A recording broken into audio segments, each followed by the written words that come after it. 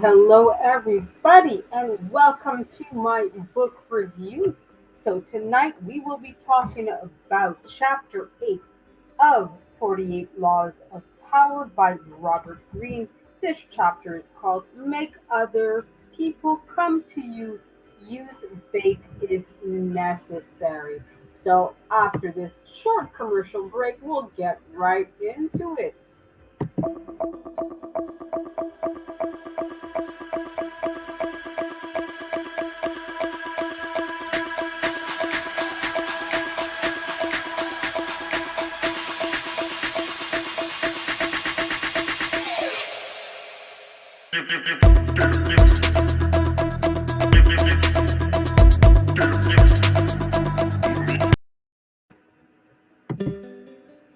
Hello, and we're back. So tonight we're going to be talking about, like I said, Robert Greene's eighth chapter in his book, The 48 Laws of Power. In this chapter, it is called Make Other People Come to You. Use faith if necessary. Now, in most of the other chapters that I've spoken about in this book, I've given you the examples that he's given in his book. So in this case, excuse me. So tonight I'll make it a little bit different. I won't be talking about what he says per se, but more what I think and examples that I can think of how you can use this principle in your own life. All right. Hello, outdoors with Big Matt. How you doing? Glad to see you here. Glad to have you here with us. So tonight, as I said, is my book review. I don't know if you've seen my other series or other videos in this series, but basically, I give you guys my basic opinions and thoughts of a book I may have read growing up or book I'm reading currently, etc. This particular one, I'm going chapter by chapter, and is, like I said, The 48 Laws of Power by Robert Greene. And I hope you've had a great day outdoors with Big Mac. And that your night is going well as well. So this chapter, like I said, is called "Make Other People Come to You. Use faith if necessary." The judgment is as follows: when you force the other person to act, you are the one in control. It is always better to make your opponent come to you, abandoning, abandoning his own plans in process. Lure him in with fabulous games, then attack. You pull the cards. Well, now that's definitely very slick and very, one way to look at things. Now, of course, in the book, he goes with observance of the law and then the description and interpretation of it, etc. And in this case, he gives the example of Napoleon Bonaparte, who, of course, was exiled to the island of Elba, but he did escape the island, and he did use bait and tricks and manipulations in order to do that. Now, I'm not going to actually talk about the example he gave, but an example that could be used in our own lives.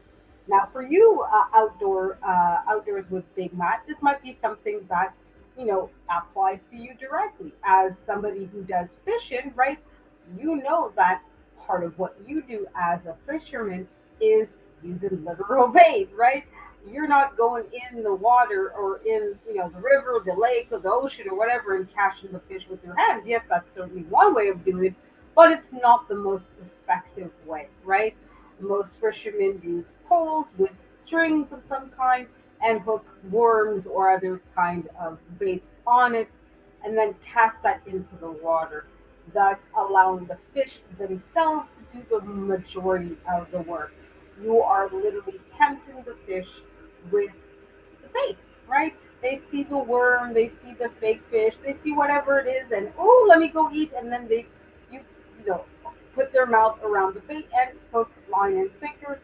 Voila, you have a fish on your hook, right? Um, Another way to look at this chapter, right, is really just how should I put it? As for us as content creators, right? Now, in my previous couple of videos, I talked about an incident involving Mr. Real Estate and other individuals, where yes, he was put in a situation where he was forced to act and reveal some things that he probably didn't want to say right then and there, or maybe he didn't want to say at all about himself. But rather than, um, you know, running and cowering and hiding from it, he used that as bait. So he, of course, made thumbnails with very attractive titles and pictures and so forth, and had people that were at first just merely talking about him on their channel. There's a couple of the people that went on his channel and acted, right?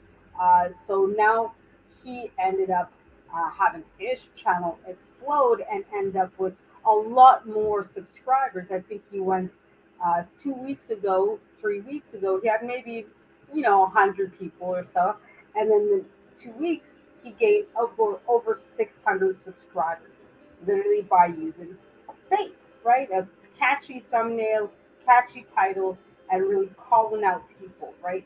So that's another way where you can make other people come to you by using bait, right? So he had big names, people coming in, attacking him, quote unquote, and saying things about him.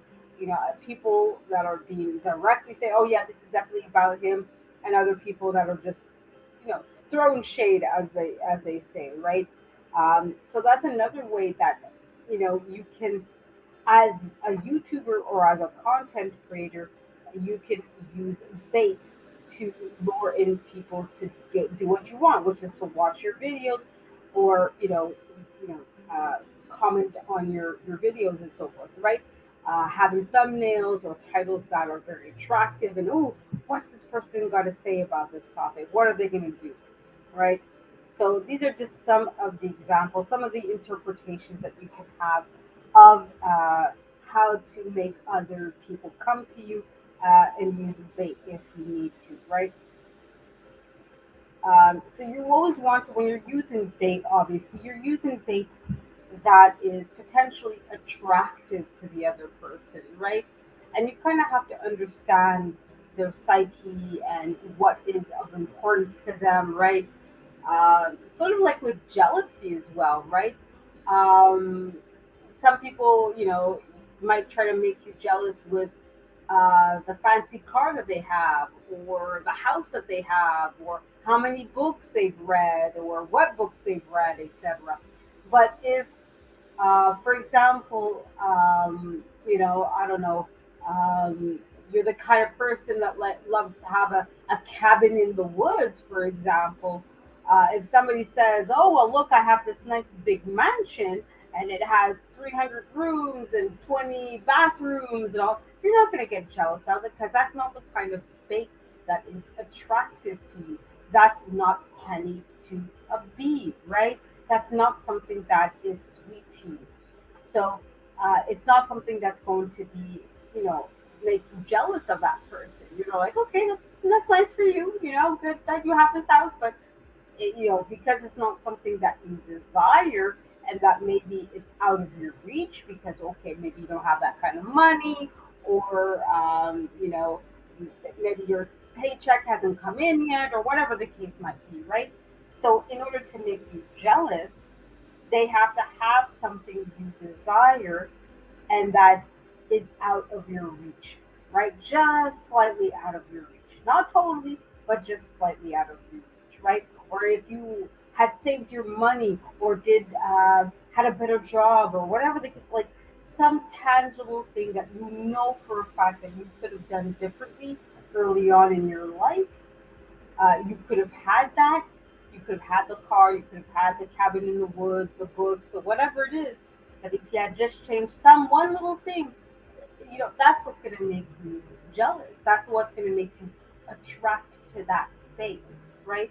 So when you're, whether it's as a YouTuber trying to create a thumbnail or as an artist trying to create a sculpture or whatever, you have to create something that, or at least hope that you create something that is attractive to people, that kind of plays on their inner desires, their inner objectives, and sort of like, what could I have had if that, if I had more money, if I had more time, if I were younger or prettier or whatever the case might be. What are those little adjustments that I could have done in my life to gain whatever it is, right?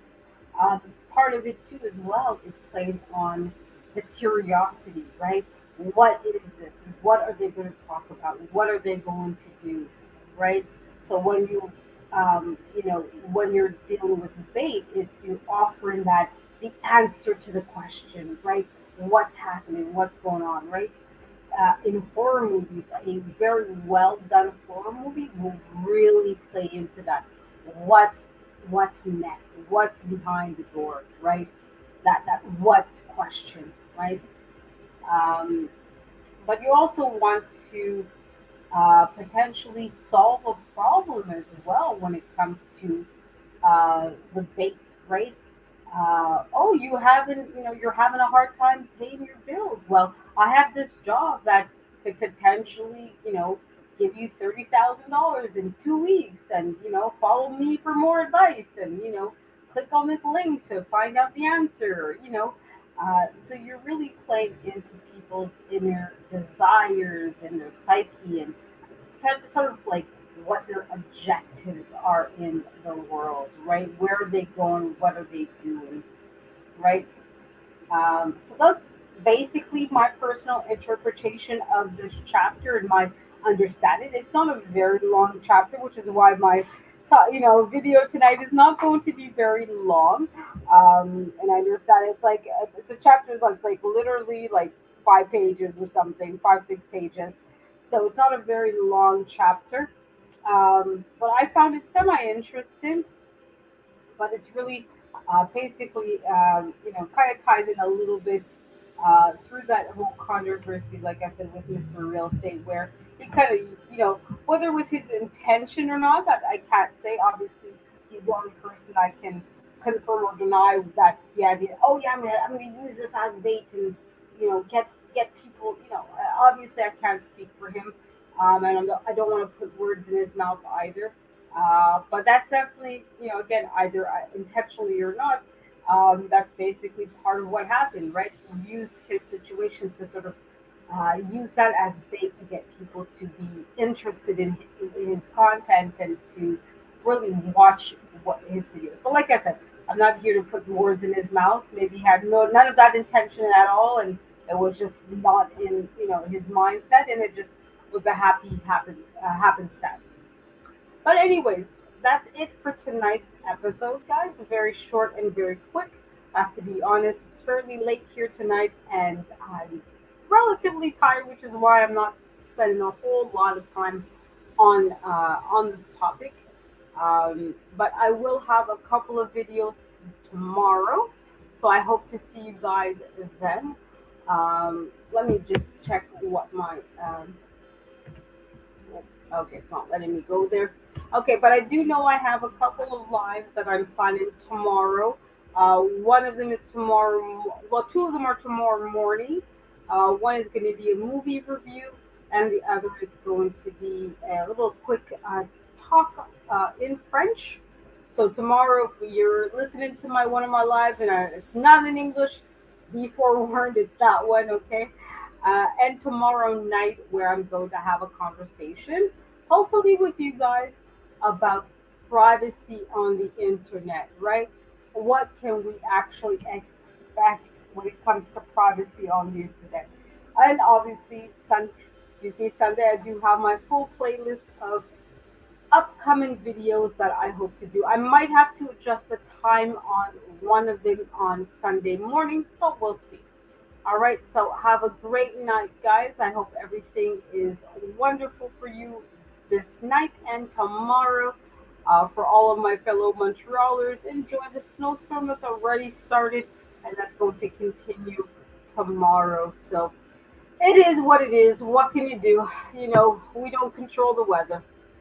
All right, guys, that's it for me tonight. Ciao, au revoir.